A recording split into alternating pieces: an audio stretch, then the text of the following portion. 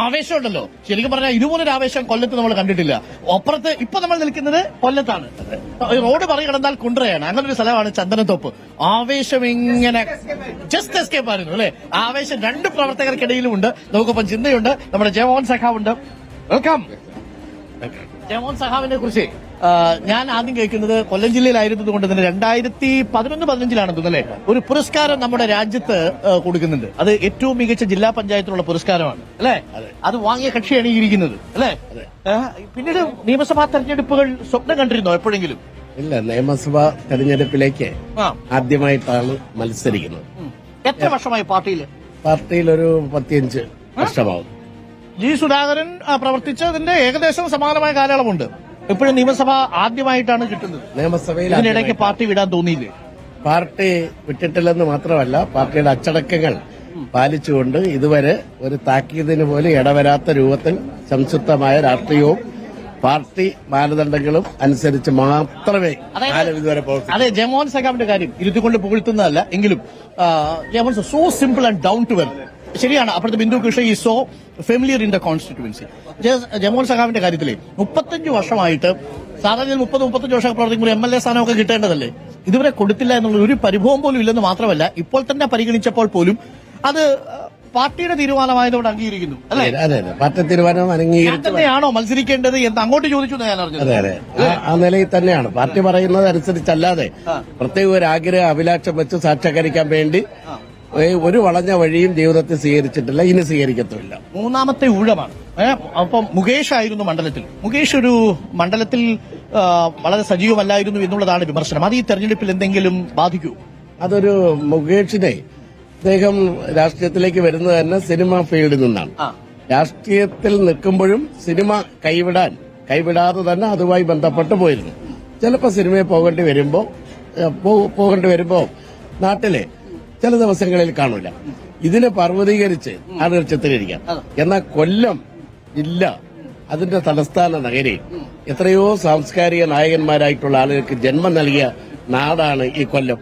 ONV ഉണ്ട്, അതുപോലെ തന്നെ ദേവരായൻ മാസ്റ്ററുണ്ട്, കാതിക സാമ്രാട്ട് ശാംബരശൻ സാറുണ്ട്, നവോത്ഥാന കാലത്തെ മകൻ വ്യക്തിത്വങ്ങളുണ്ട്. എന്നാൽ ശ്രീനാരായണ ഗുരുദേവന്റെ നാമധേയത്തിന് സാംസ്കാരിക സമുച്ചയം സമർപ്പിച്ച് പഴയകാല ഓർമ്മകൾ പഴയ ആളുകൾക്ക് അത് അയവറക്കാനും പുതിയ തലമുറയിൽപ്പെട്ടവർക്ക് മനസ്സിലാക്കാൻ കഴിയുന്ന ഒരു സാംസ്കാരിക സമുച്ചയം പണി കഴിപ്പിച്ചു എന്ന് പറഞ്ഞാൽ തന്നെ ഒരു സാംസ്കാരിക രംഗത്ത്, സിനിമാ രംഗത്തുള്ള ഒരാൾ വന്നപ്പോൾ വന്ന ഒരു മാറ്റം ചില ആളുകൾ മറച്ചു വയ്ക്കുന്നു. ഇപ്പൊ മൂന്നാമത് ഊഴമാണ് പിണറായി തേടുന്നത്. കൊല്ലം ജില്ല കഴിഞ്ഞ തവണ 9 സീറ്റ് ഇടതും കൊടുത്തതാ. ഇക്കുറി കൊല്ലം ജില്ലയിൽ നിന്ന് എത്ര സീറ്റ് കിട്ടും? കഴിഞ്ഞ തവണ ഞങ്ങളുടെ ഒരു ജാഗ്രത കുറവുണ്ട്. കുണ്ട്രയും കരുനാപ്പള്ളിയും ഞങ്ങൾക്ക് നഷ്ടപ്പെട്ടു. ഇത്തവണ ജനങ്ങളുടെ ഒരു വികാരം നമ്മൾ മാനിക്കുമ്പോൾ, അതുമല്ല സ്വീകരണത്തിലൊക്കെ ചെല്ലുമ്പോൾ പാതയോരങ്ങളിൽ പ്രായാധിക്യം കൊണ്ട് നടന്ന് അല്ലെങ്കിൽ വന്ന് സ്വീകരണ കേന്ദ്രത്തിൽ ഇരിക്കാൻ കഴിയാത്തവർ വീട്ടിന്റെ മുറ്റത്ത് അല്ലെങ്കിൽ ആ ഒരു കസേരയിട്ട് ഒരു മാല മടിയിൽ വെച്ചുകൊണ്ടിരിക്കുകയാണ്. ഇവരെ കണ്ടപ്പോൾ മനസ്സിൽ കണ്ണു നിറഞ്ഞു. അടുത്തേക്ക് ചെന്ന് സ്വീകരണങ്ങൾ ഏറ്റുവാങ്ങുമ്പോൾ കെട്ടിപ്പിടിച്ചുകൊണ്ട് അമ്മമാർ പറയുന്നത്, ഞങ്ങൾക്ക് ഈ കിട്ടുന്ന പെൻഷൻ നിർത്താതിരിക്കണമെങ്കിൽ നിങ്ങൾ തന്നെ ഭരിക്കണം, അതുകൊണ്ട് നിങ്ങൾക്കാണ് വോട്ട് എന്നാണ് അമ്മമാരെല്ലാം പറയുന്നത്. 11 ജയിക്കുന്ന നിലയിലേക്കാണ് ഇപ്പൊ കാര്യങ്ങൾ. ഓക്കെ, ഈ പഴംപൊരിക്ക് ഒരു പ്രത്യേകതയുണ്ട്. ഇത് പാമ്പാലിൽ ടീ ഷോപ്പിൽ മാത്രം കിട്ടുന്ന പഴംപൊരിയാണ്. ഇവിടെ ഇത് ഉണ്ടാക്കുന്നുള്ളൂ. വേറെ ഹോട്ടലിൽ വേറെ പഴംപൊരിയാ. എന്താ ഈ പഴംപൊരി കഴിച്ചിട്ടുണ്ട്? ഇവിടുത്തെ കഴിച്ചു തുടങ്ങിയപ്പോഴാണ് ഗംഭീര ടേസ്റ്റാണ് കേട്ടോ. ഞാൻ വെറുതെ പറഞ്ഞതല്ല, സൂപ്പർ ആയിട്ടുണ്ട്. മാത്രമല്ല ഇവിടെ ഉള്ളിവടയുണ്ട്, നല്ല ചായ ഉണ്ട്. ഒരു റൗണ്ട് ചായ കഴിച്ചു. തെരഞ്ഞെടുപ്പ് ചൂട് ബാധിക്കുന്നുണ്ടോ ഈ അന്തരീക്ഷത്തിലെ ചൂടിനെ?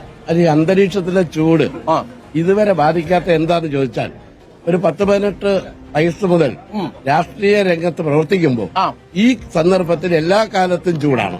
ഈ വെയിലേക്കുന്നതിന് പ്രത്യേകിച്ച് ക്രീമൊന്നും തേക്കേണ്ട ആവശ്യമില്ല. ക്രീമൊന്നും തേക്കാറില്ല. പച്ച മനുഷ്യനെ പോലെയാണ് നമ്മൾ ഏത് വെയിലത്തും ഏത് കാലാവസ്ഥയിലും ആ കാലാവസ്ഥയോട് പൊരുത്തപ്പെട്ടു പോകുന്ന എന്താന്ന് ചോദിച്ചാൽ, എല്ലാ കാലത്തും ഈ സന്ദർഭം വേനലാണ്. ചിന്ത നമുക്കൊപ്പം ഉണ്ട്. ചിന്ത 11 പിടിക്കുമെന്നാണ് പറയുന്നത്. എനിക്കറിയാലോ, കൊല്ലം ജില്ല അങ്ങനെ അങ്ങ് വിട്ടുകൊടുക്കുന്ന ജില്ലയൊന്നുമല്ല. പ്രത്യേകിച്ച് കരുനാഗപ്പള്ളി, അവിടെ CR മഹേഷാണ്. കുണ്ട്രയിൽ PC വിശ്വനാഥാണ്. ഇവിടെ ബിന്ദു കൃഷ്ണയാണ്. എന്താ മണ്ഡലത്തിലെ മൊത്തം സ്ഥിതി? നമ്മൾ ഉറപ്പായും ജയമോസ പറഞ്ഞതുപോലെ 11-11 എത്തി തുടർ ഭരണത്തിന് കൊല്ലത്തിന്റേതായ സംഭാവന, മുഴുവൻ സീറ്റും വിജയിച്ചുകൊണ്ട് കൊല്ലം ഇങ്ങനെ കത്തിക്കേറാൻ പോവുകയാണ്. ഈ ആത്മവിശ്വാസം എന്തുകൊണ്ടാണ്? ജനങ്ങളെ കാണുന്നു, ഞങ്ങൾ ജനങ്ങളോട് എന്ന് സംസാരിക്കുന്നു. അപ്പൊ ജനങ്ങൾ പറയുന്ന ഒരു മറുപടിയുണ്ട്. ഞങ്ങളുടെ വീട്ടിലെ എല്ലാവരുടെയും കൊച്ചുമക്കൾ തൊട്ട് പ്രായമായി കിടക്കുന്ന അച്ഛന്റെയും അമ്മയുടെയും വരെ ജീവിതത്തെ സ്പർശിച്ച ഗവൺമെന്റാണ്. കൊച്ചു കുഞ്ഞുങ്ങൾക്ക് പാഠപുസ്തകം കിട്ടുന്നു, നല്ല ക്ലാസ് റൂം കിട്ടുന്നു, പ്രായമായ അച്ഛനമ്മമാർക്ക് പെൻഷൻ മുടങ്ങാതെ കയ്യിൽ കിട്ടുന്നു, അതുപോലെ തന്നെ കുട്ടികൾക്ക് കണക്ട് വർക്ക് സ്കോളർഷിപ്പ് കിട്ടുന്നു, ആശുപത്രികളിൽ ചെല്ലുമ്പോൾ മികച്ച ആരോഗ്യ സംവിധാനം. അപ്പോൾ ആരെയാണ് ഈ ഗവൺമെന്റ് അഡ്രസ്സ് ചെയ്യാത്തത്? അപ്പോൾ എല്ലാവരെയും അഡ്രസ്സ് ചെയ്ത ഗവൺമെന്റ്. അതുകൊണ്ട് ഉറപ്പായും എല്ലാ മനുഷ്യരുടെയും, എല്ലാ വിഭാഗത്തിൽപ്പെട്ട മനുഷ്യരുടെയും വോട്ട്, വീട്ടമ്മമാരുടെ പെൻഷൻ, ഇതെല്ലാം ഈ ഗവൺമെന്റ് ചെയ്ത ക്ഷേമ പ്രവർത്തനങ്ങളാണ്. വികസനം, ഈ വികസന തുടർച്ചയ്ക്ക് ഇപ്പോൾ ഒരു തെറ്റ് പറ്റിയാൽ എത്ര വർഷം പിന്നോട്ടേക്ക് കേരളം പോകും? ഈ 10 വർഷം കൊണ്ട് നമ്മൾ നേടിയെടുത്ത നേട്ടത്തിനൊരു തുടർച്ച വേണ്ടേ? ഇല്ലെങ്കിൽ വീണ്ടും ഇത് പഴയതുപോലെ ആയാൽ എന്താവും? ഇപ്പൊ വയനാട് ചൂരൽമലയിൽ പിരിച്ച ഫണ്ടിന് വീട് വെച്ചു കൊടുക്കാൻ പോലും തയ്യാറായിട്ടില്ലല്ലോ കോൺഗ്രസ്. അവര് എന്തെല്ലാം പറഞ്ഞു? KPCCയുടെ വീട് വരുന്നു, യൂത്ത് കോൺഗ്രസിന്റെ വീട് വരുന്നു, രാഹുൽ ഗാന്ധിയുടെ വീട് വരുന്നു, ഒന്നും വന്നില്ലല്ലോ. പ്രകടന പത്രികയിലെ വാഗ്ദാനങ്ങൾ ജനം വിശ്വസിക്കുന്നില്ല എന്നാണോ? അല്ല, കാരണം 3000 രൂപ ക്ഷേമ പെൻഷൻ എന്നാ പറയുന്നത്. 600 രൂപ 18 മാസം കുടിശ്ശികയാക്കി ഇട്ടവരാണ് ഒരു മുടക്കവും ഇല്ലാതെ 2000 കൊടുക്കുന്ന ഗവൺമെന്റിനെ തള്ളി പറഞ്ഞുകൊണ്ട്. ഏത് കുറച്ച് പെൻഷൻ? കാലത്ത് അതെ 600 രൂപയായിരുന്നത് 18 മാസം കുടിശ്ശികയാക്കിയല്ലോ. അല്ല, അതെ അതെ അതെ അതെ അതെ. അപ്പൊ അത് ഇപ്പൊ എന്ത് കൃത്യമായി അത് കയ്യിലേക്ക് കിട്ടുന്നു, ആ വിശ്വാസം ജനങ്ങൾ. ഇതൊക്കെ പൊള്ളയായ വാഗ്ദാനമല്ലേ? 2021 അസാധാരണ സാഹചര്യത്തിലൂടെയാണ്, അന്ന് കോവിഡ് പോലെയുള്ള ഒരു പ്രശ്നം ഉള്ളതുകൊണ്ടാണ് അന്ന് തുടർഭരണം ഉണ്ടായത് എന്നാണ് UDF നേതാക്കൾ ഒന്നടങ്കം പറയുന്നത്. ഇപ്പോഴൊരു 3ാമത്തെ ഭരണത്തിനാണ് ചിന്ത ഉൾപ്പെടെയുള്ള രാഷ്ട്രീയ സംവിധാനം മുമ്പോട്ട് പോകുന്നത്. എന്തുകൊണ്ട് 3ാമതൊന്നുണ്ടാകും എന്ന ആത്മവിശ്വാസമാണ് നിങ്ങളെ നയിക്കുന്നത് എന്നതാണ് ചോദിക്കുന്ന ചോദ്യം. അതാ ഞാൻ പറഞ്ഞത്, കേരളത്തിൽ നടപ്പിലാക്കിയ വികസനവും സാധാരണ ജനങ്ങൾക്കിടയിൽ നടപ്പിലാക്കിയ ക്ഷേമ പ്രവർത്തനങ്ങളും ഈ നാട്ടിലെ ജനങ്ങളുടെ മനസ്സിനകത്തുണ്ട്.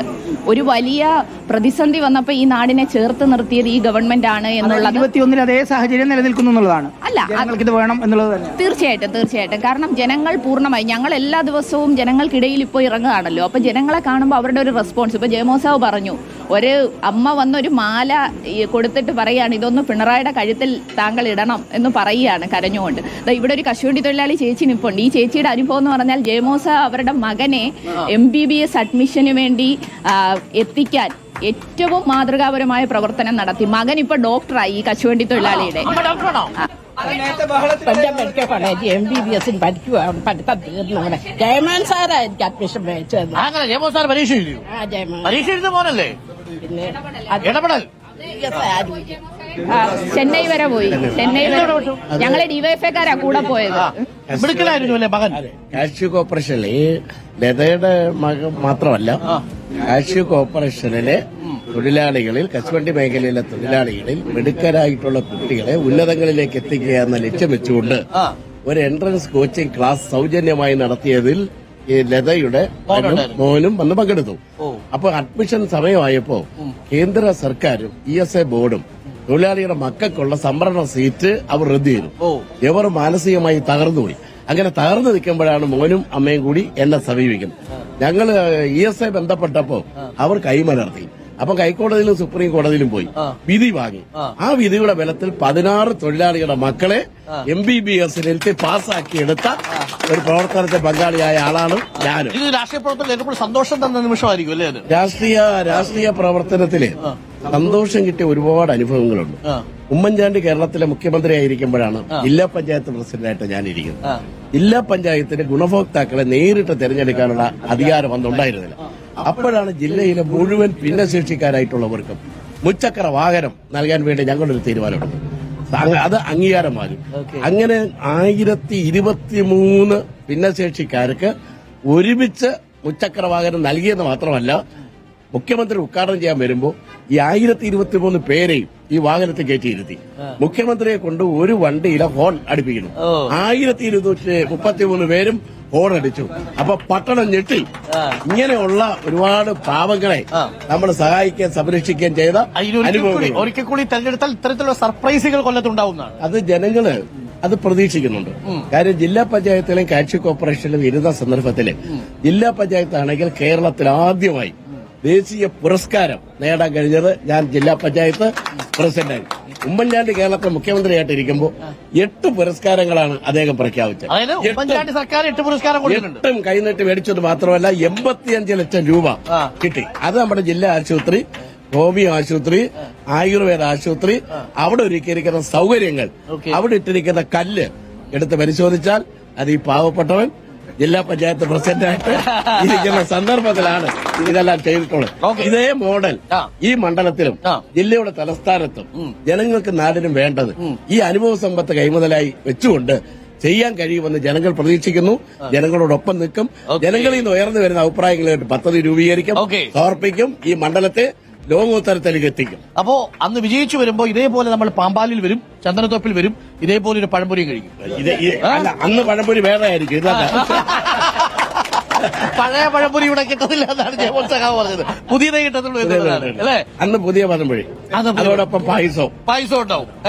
അതാണ് ജയമോഹൻ സഖാവ് പറയുന്നത്. അവർ ചിന്ത ചോദനപ്പെടുത്തുന്നു പായസത്തിന് വേണ്ടിയിട്ട്. Thank you.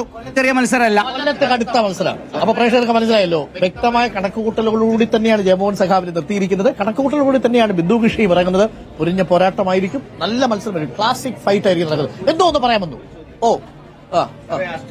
ടൂറിസത്തിന്റെ എങ്ങനെ ചെയ്യാൻ പറ്റും?